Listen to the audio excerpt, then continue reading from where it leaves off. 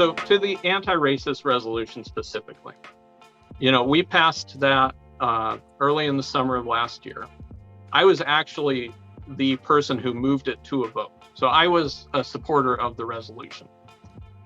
I have since concluded that there is a lot of language in that resolution that is ideologically charged in a direction that I don't agree with. That, it's a boilerplate resolution that came down from the State School Board Association.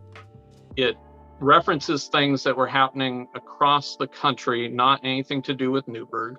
And so there's nothing in it that relates in any real way to the challenges that we face here in our community.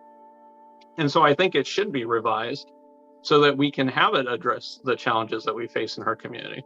And the bedrock principles that I would like to see us enshrine in a reformulated resolution would be, first, we are dedicated to equality of opportunity in our schools, regardless of any identity grouping that you want to pick.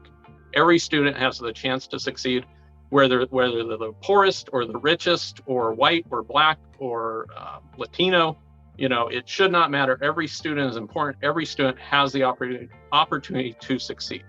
That doesn't mean that we will have equal outcomes at the end of that, because if you give people equal opportunity and free choice, they're going to make different decisions and you're going to get different outcomes. And I am fine with that, as long as we do not have systemic barriers to success for certain people. And if you could show me any such barrier, I would happily work to get rid of it.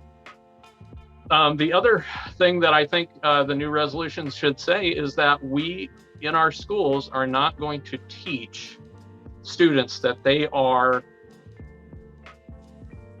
the oppressors or oppressed of history, that they're victims or villains in our history because of their ethnicity or their race. I think it's incredibly destructive to young people. It is a burden that they should not have to bear. We don't visit the sins of the father on the son in our culture, and we shouldn't. And I believe that is the proper way to go. It goes back to the thing of, if you teach someone that they're a victim, they will view the world through the lens of victimization. And their victimization will become a self-fulfilling prophecy, because they won't try hard to make their life a success, because they'll already have accepted that won't do any good.